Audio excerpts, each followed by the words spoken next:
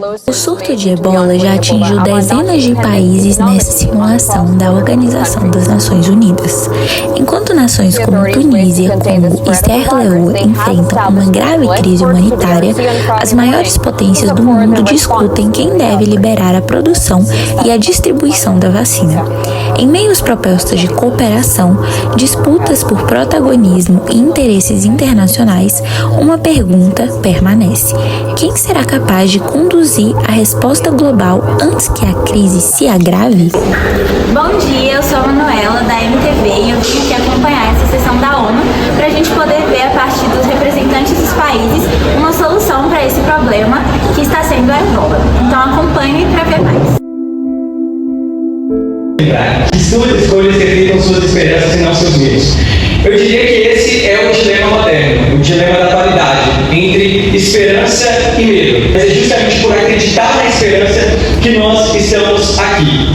É uma ainda de preto e branco, isso mas isso é higiene. Registra atualmente 22 casos confirmados e nenhuma morte. Esse cenário permitiu que o nosso país direcionasse recursos para o fortalecimento de pesquisas científicas e da cooperação internacional. Por exemplo, o delegado pode falar. Já estamos na África, o único país que está tentando tirar o terrorismo de lá. Está lá. Eu estava conversando com a Alemanha, mas eu não aceito que grupos terroristas estejam aliados a mim. Se você não conversa com o terrorista, você também não tem que conversar com quem apoia o terrorista. Então, gente, nesse momento está acontecendo debates e discussões para a gente ver qual seria a melhor resolução para a causa da ebola e outros problemas que estão sendo enfrentados. Acompanhem com a gente para vocês conseguirem ver qual tem sido o posicionamento de cada país diante dessa problemática. A Rússia questiona a proposta norte-americana e afirma que a capacidade para contribuir na produção da vacina. Na prática, qual é a solução apresentada no seu país para garantir uma resposta rápida à pandemia?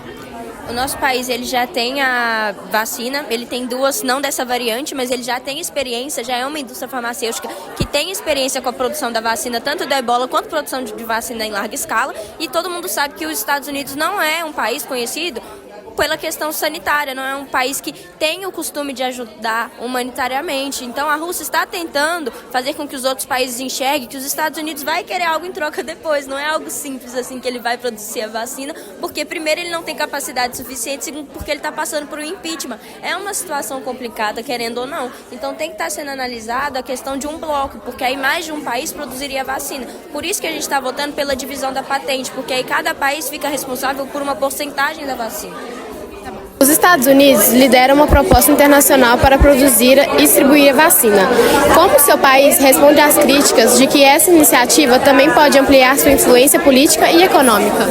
Até então, os Estados Unidos estão pensando de uma maneira mais humanitária possível, entretanto, como todos viram, está sendo negadas as ideias dos Estados Unidos. Vamos tentar continuar propondo ideias humanitárias, não queremos caráter político nem monetário, uma vez que os Estados Unidos não está sofrendo grandes consequências da ebola, mas mesmo assim está tentando ajudar. Então vamos continuar fazendo ações humanitárias, mas se continuar a serem negadas, os Estados Unidos infelizmente ou terá que se retirar ou terá que tomar medidas drásticas quanto a isso. Mas esse é o último caso, acho que pretendo que isso não aconteça, tá bom? Tá bom. Enquanto a Rússia e os Estados Unidos competem por protagonismo, a Espanha está aqui com uma opinião do lado de fora e a gente queria ouvir. A França se posiciona no meio dos países. Nossa ideia é juntar as duas forças, que são duas grandes potências, para ajudar os países que estão sofrendo com as crises da ebola, tanto a questão da patente da vacina, tanto a questão de apoio às pessoas. A França já apresentou posição de solidariedade para implantação de centros de triagem, hospitais, centros de treinamentos. E respondendo a sua pergunta, voltando a sua pergunta, nossa ideia é juntar as duas potências, são duas grandes potências, para ajudar a Tunísia também na questão do terrorismo que está forte lá. É isso. Reuniu em caráter sigiloso com o diplomata brasileiro Thiago Scaloni, que atuava diretamente no movimento de negociações de paz na Tunísia. Portanto, clarificando a informação, a imagem que vocês conseguem ver na tela, se trata de um encontro entre Julia Alves e herdeira da Bahia.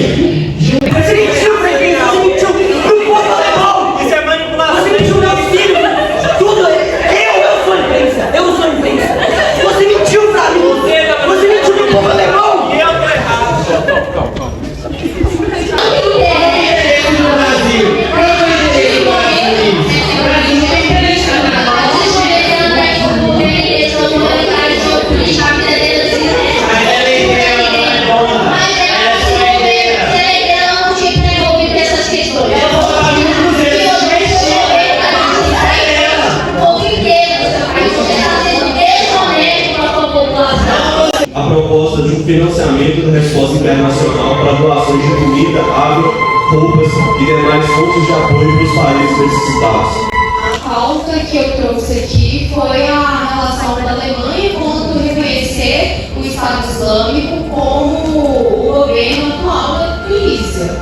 Sim, se a Tunísia não está fazendo esforço para tentar tirar e quem está tentando ajudar, vocês estão recusando, e infelizmente na situação atual, não sei o que vai se fazer. A Tunísia não está recusando a ajuda, inclusive ela contou que aceitaria a ajuda da Rússia e da China, então recusando a ajuda voluntária. O ponto é que é questão de ter algum acordo. Se os Estados Unidos se propusessem a acordar algo, tivesse uma documentação, provavelmente a Tunísia aceitaria a ajuda da mesma forma. A questão é, a Alemanha está se soltando de forma correta e honesta com as outras delegações para resolver o problema, quando ela tem que resolver as coisas de forma desonesta e de última hora.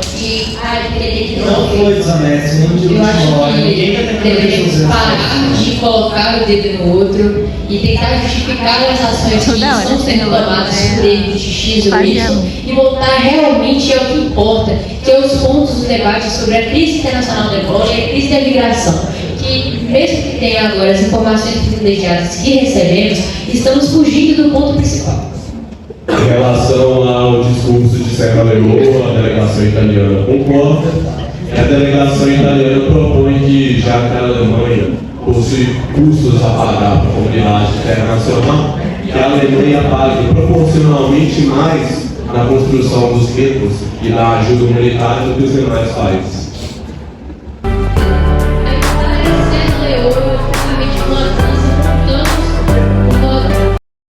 Mesmo enfrentando grandes problemas, a Serra Leoa tem se oferecido para contribuir de alguma forma. Então conta pra gente, qual tem sido a sua proposta para essa intervenção? A Serra Leoa tem a melhor equipe médica quando se trata no tratamento de ebola. Então a nossa ideia é disponibilizar essa equipe médica para que outros países possam fazer um centro intensivo de tratamento para que outras equipes médicas possam ser especializadas contra o tratamento de ebola. Qual apoio você espera diante de toda essa situação dos países que estão debatendo? Eu espero que o apoio seja muito bom.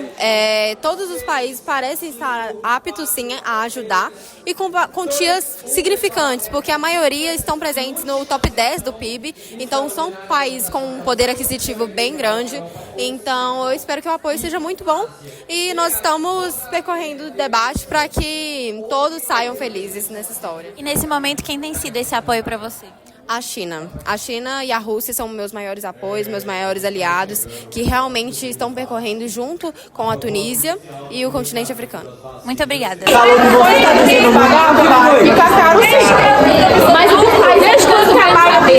Desde sempre é uma empresa privada, que empresa privada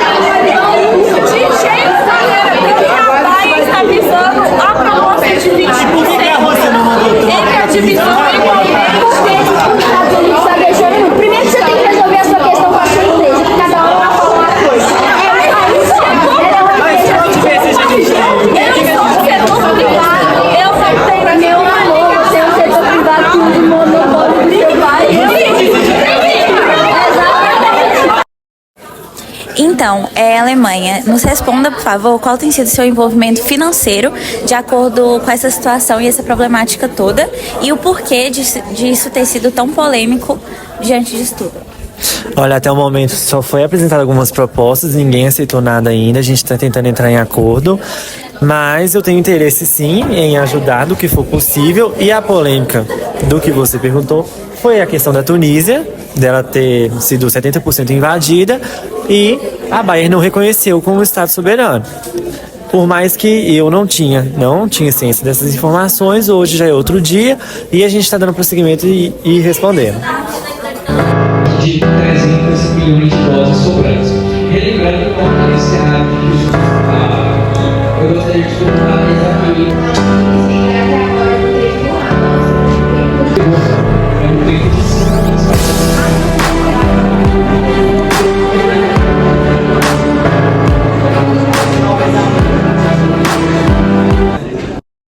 Estamos aqui nesse momento com o diretor que foi o promissor de todo esse evento.